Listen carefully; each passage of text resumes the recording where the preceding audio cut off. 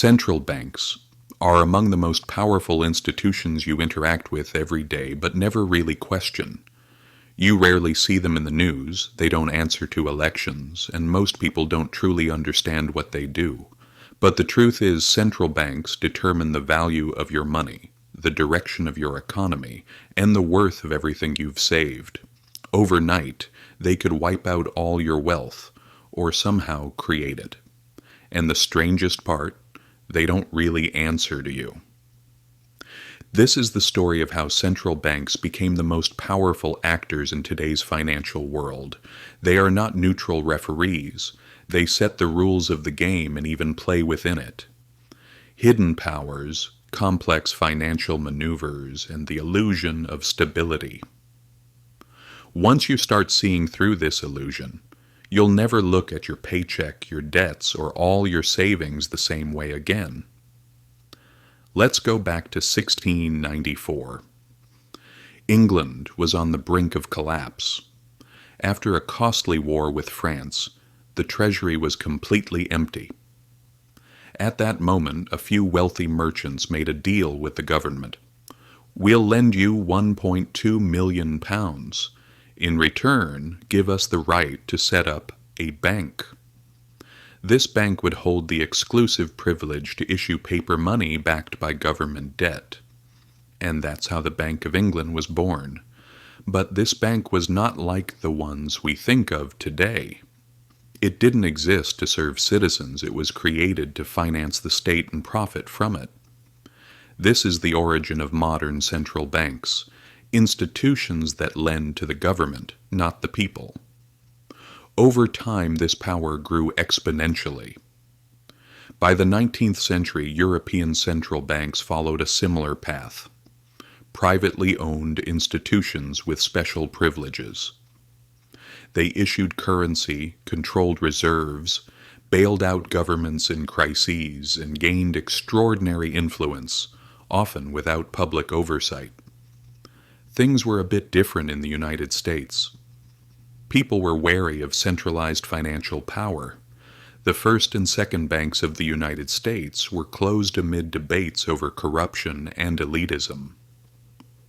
For much of the 19th century, the U.S. had no central bank, and its financial system was chaotic, full of private currencies, speculative bubbles, and panics.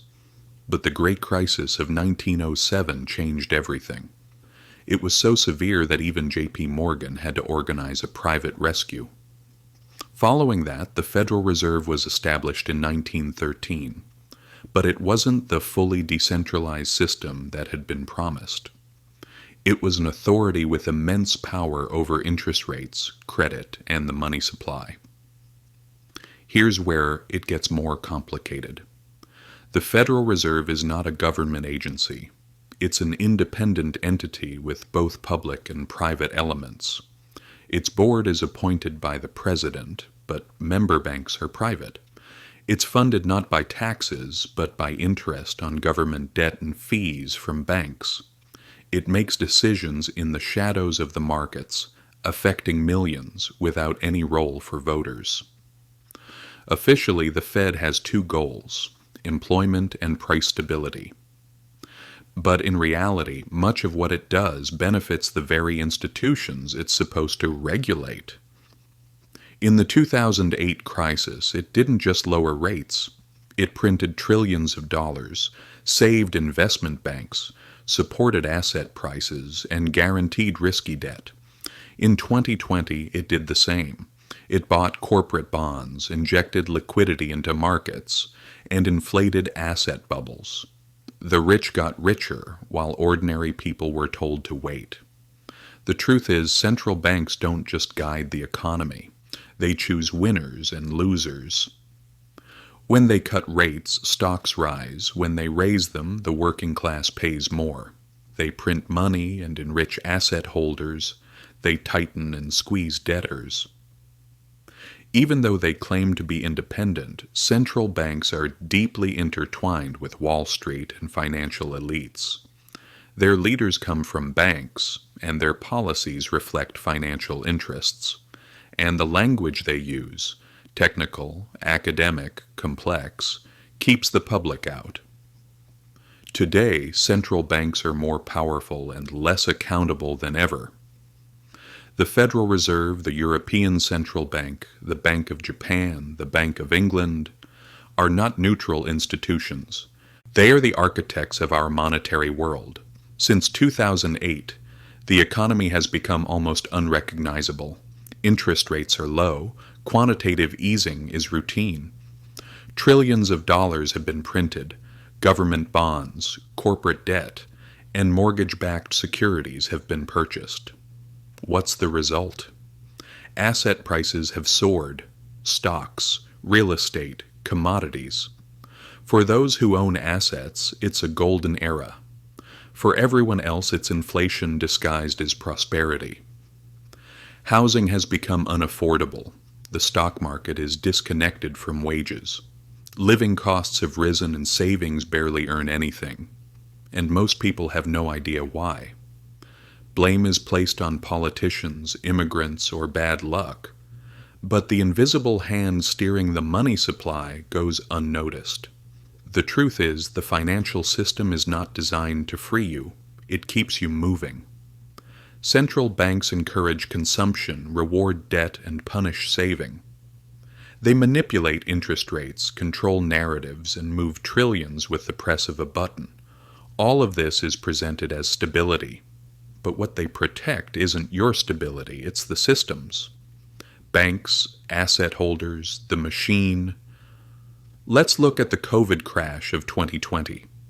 Markets experienced the fastest collapse in history. Within weeks, the Federal Reserve injected over $3 trillion in liquidity. Stocks rebounded, billionaires doubled their wealth. But millions of people lost their jobs, small businesses closed, renters faced eviction. What was saved wasn't the economy, it was the illusion of strength. When central banks distort the cost of money, they distort everything.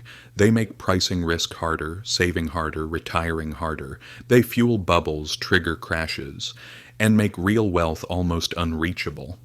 And most people don't even know it. The interest on your student loan, the returns on your savings, the price of your house, they all depend on decisions made by central banks. Officially independent, they practically protect the system. Banks, markets, financial elites. The revolving door between Wall Street and central banking isn't a conspiracy. It's a natural career path. Their complex language exists to keep outsiders away. But you are no longer an outsider. Once you start understanding the system, you can position yourself outside its influence. Financial education isn't just about budgets, it's about power. Know that money isn't neutral, inflation isn't random, interest rates are political. Freedom comes from understanding the system and staying out of its traps. This might mean owning assets that can't be printed, creating income streams not tied to debt cycles, or realizing that prosperity doesn't come only from growth. Growth, fueled by endless debt and consumption, is like a treadmill. The faster it spins, the harder it is to stop. So what can you do? First, see clearly. Central banks are not gods. They are players. They're tools. Interest rates, liquidity injections, asset purchases are designed to protect markets and the system, not your freedom. You can't change the system directly, but you can stay outside its reach. Diversify, simplify, reduce debt, hold what matters. Learn how money works, teach others, question the narratives. When the next crisis comes, and it will, the central bank will protect the system. But protecting yourself is up to you. History doesn't repeat itself, but if you don't understand it, it can crush you.